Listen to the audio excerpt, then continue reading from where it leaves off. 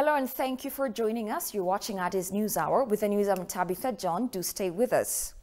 The National Intelligence and Security Service disclosed that 70 foreign nationals living in Ethiopia have been apprehended after being suspected of involvement in illegal money transfer. The suspects were arrested with the forces from the Federal Police Commission for their involvement in illegal international remittances by transferring dollars, euros, and foreign currencies of different countries to their personal accounts through their agents appointed for this purpose in each country and by giving Ethiopian silver notes.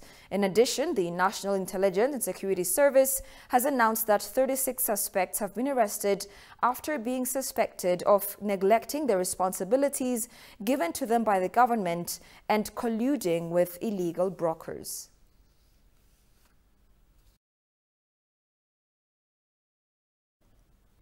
The Council of Ministers discussed various issues in its 10th regular meeting today and passed a resolution. The Council primarily discussed the regulation proposed to determine the organization, powers and functions of the Oil and Energy Authority. After extensive discussion on the regulation, the Council decided that the regulation be put into effect from the day of its publishing in the Negarit Gazette. Next, the Council discussed the proposed bill to amend the National Payment System Act. After discussing the draft decree, the Council unanimously decided to forward it to the Parliament for further scrutiny. The Council then discussed the draft loan approved by the government of the Italian Republic for the Sustainable Development Goals project for the health sector. The Council then decided to forward the bill to the Parliament for approval by ensuring that the loans have an interest rate of less than 1%, have a grace period of up to 12 years, and will be paid in 38 years.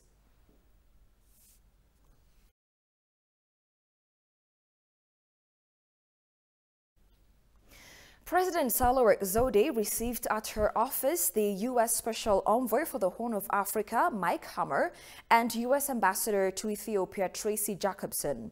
Zewde and the Special Envoy discussed bilateral issues of mutual concern and current developments in Ethiopia. The two sides have also exchanged views on efforts of Ethiopia to ensure peace through peaceful dialogue. On the other hand, Deputy Assistant Secretary in the Bureau of Population, Refugees and Migration of the U.S. Department of State, Elizabeth Campbell, visited Ethiopia this week to observe refugee camps and to gain a deeper understanding of the refugee experience in Ethiopia.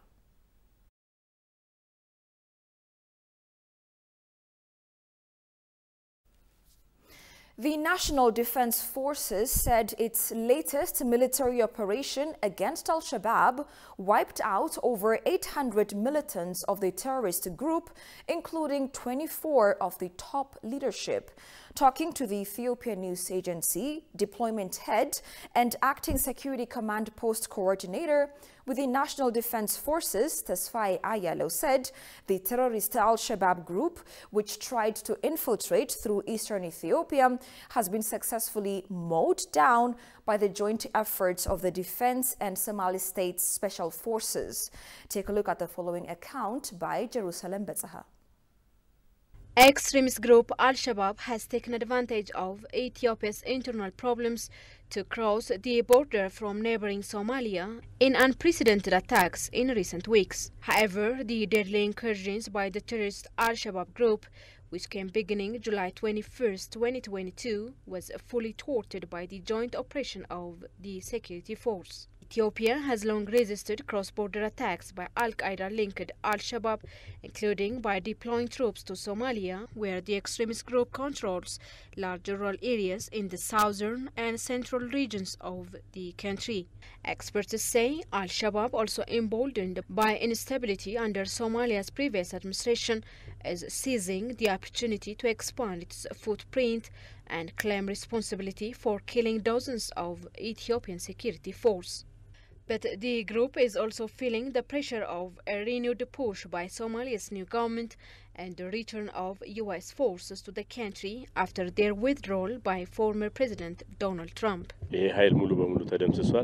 Al-Shabaab tried to carry out an attack in the areas bordering Ethiopia and Somalia by infiltrating some of its forces in 16 vehicles and some of them crossing into Ethiopia on foot during the dark.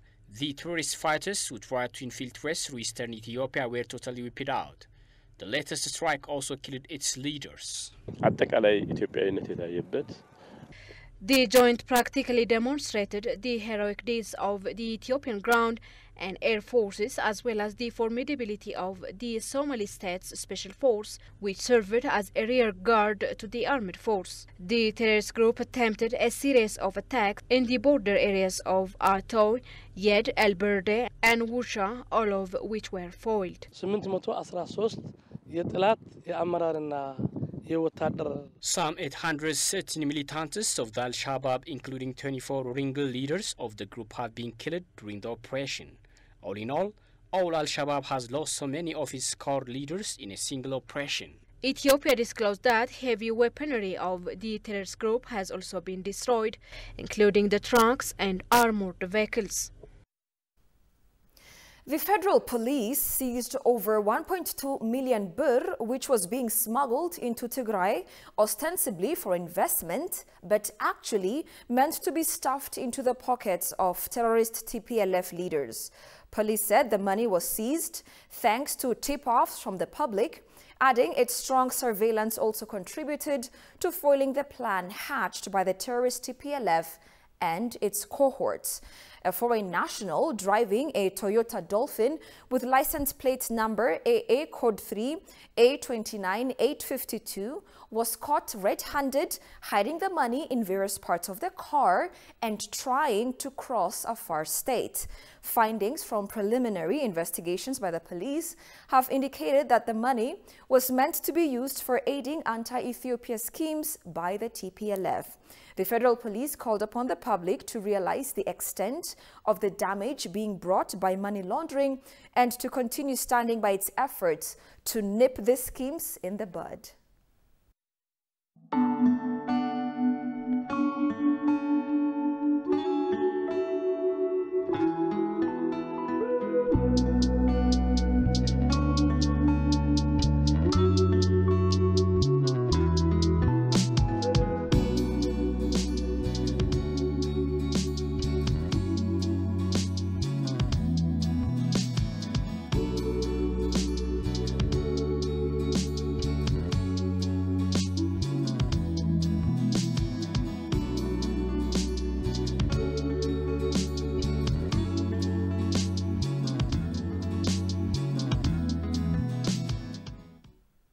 Welcome back. A scholar says Ethiopia's Green Legacy Initiative is an exemplary effort that goes a long way in addressing water insecurities in the East African region.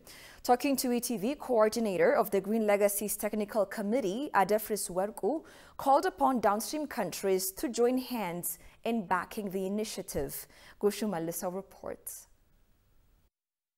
The Green Legacy campaign was launched in 2019 as part of the nationwide efforts to promote ecotourism and combat climate change. Ethiopia is set to plant billions of trees in this rainy season to curb and create climate-resilient economy in the East Africa region. The downstream countries. Talking to ETV, coordinator of the Green Legacy Technical Committee, Adefris Werku, said Ethiopia's Green Legacy initiative plays a crucial role in addressing water insecurities among countries of the Eastern African nations. There is, conflict of interest among the upper and the downstream countries because of the extensive natural resource degradation, that the amount of water that needs to be flow in the basin might decrease. So to mitigate that issue of water scarcity, which is also going to be complicated by the changing climate, that the Green Legacy Initiative has put in place and pushed by the government of Ethiopia and its citizens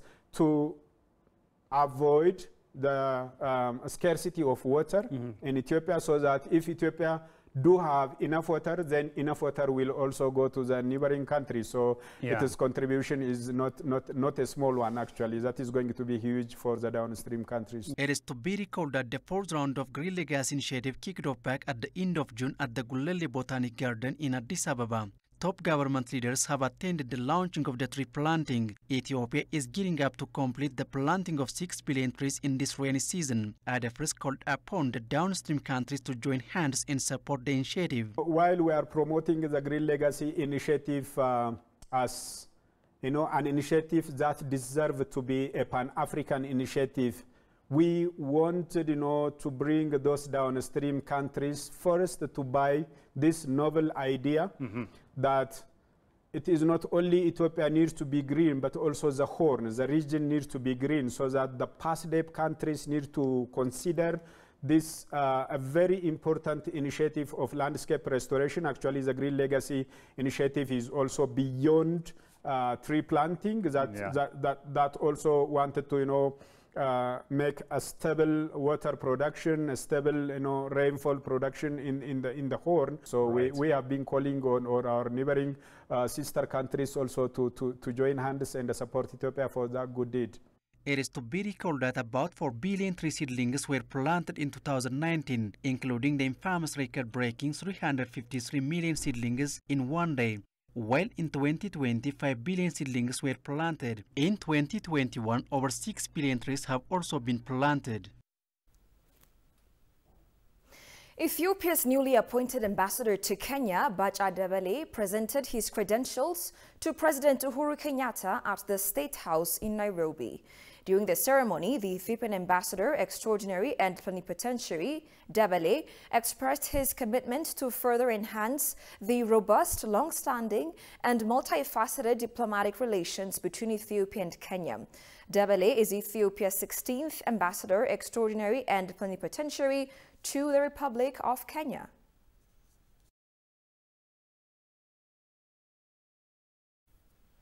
State Minister for Government Communication Services said Ethiopia has been registering remarkable results in fostering military diplomacy with neighboring countries.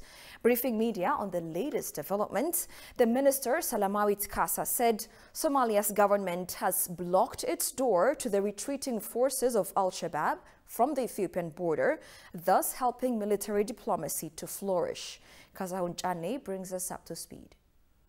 The Ethiopian national troops joined forces with the Somalia region states' special forces for a counter-offensive against the Al-Shabaab militants who tried to encroach on the territory of Ethiopia. According to her, the Somalia government has blocked its door to the retreating forces and supported the operation taken by Ethiopia. Noting military diplomacy with neighboring countries was magnificently observed, citing the achievement by the government in whipping out the terrorist Shane Kasa, further pointing out that the group has nowhere to hide. There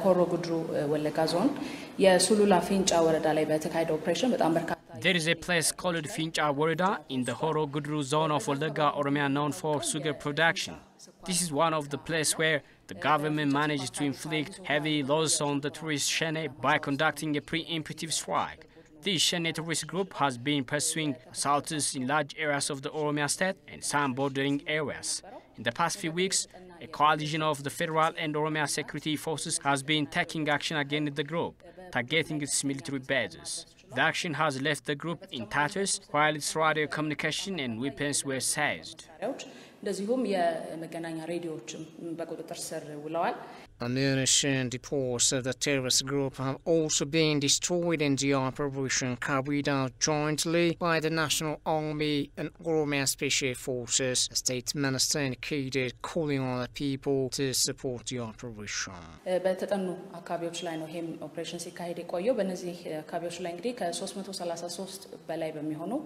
Coordinated measures have been taken against 333 militants of the terrorist group from July 16 to 22. Thus, some 671 individuals suspected of helping the terrorist group have been placed under police custody and investigations are underway. Humanitarian assistance has been delivered to more than 3 million people who have been affected by the drought in several parts of the Oromia state state, including Borona, Bale, Guji and Hararge zones over the last months, Kasa further said. Since April, over 4,000 trucks loaded with food and non-food items have entered Tigray, the state minister said, adding 1,081,000 liters of fuel has also been delivered to the region.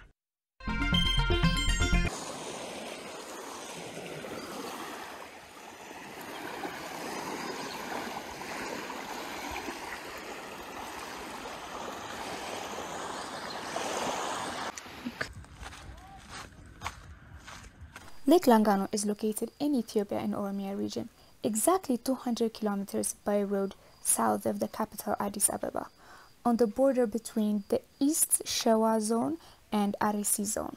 And there are many hotels and resorts that you can find by the lake.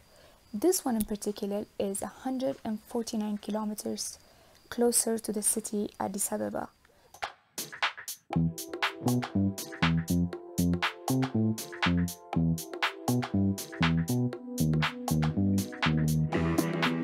When you come to Langano, I also recommend you to visit Shala and Abiata National Parks. There you will find more than 70 types of wild animals, and you get to visit Shala and Abiata lakes.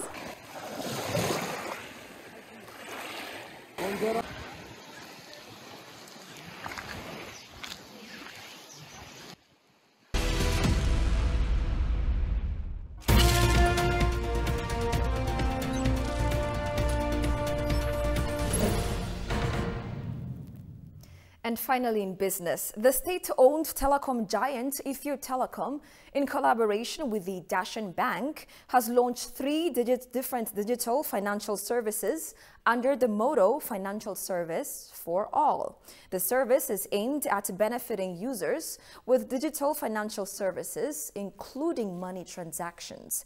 They are Telebir, Mela, Telebir Indekise, and Telebir Kutava. The financial digital services help to expand accessibility of finance to all Ethiopians. Shagao Yamato has the details.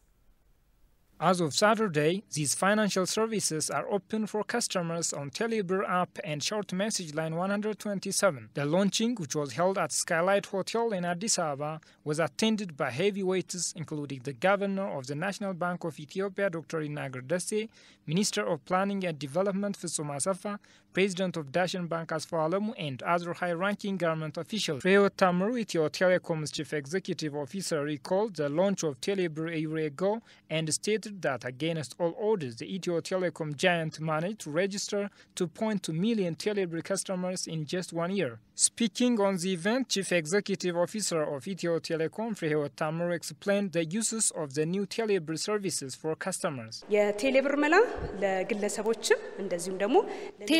Mela is used to provide financial services for individuals and companies. Individuals can borrow and transact their day-to-day financial needs. Mela can display us the amount of money credited, debited, transacted, and even it let us know how much to credit. The second is Telebir Indekise. This is used to fetch fuel when we run out of money in our pockets, Telebir or any account. The third is Telebir Sanduk. This is used to save money beginning from 1 ብር.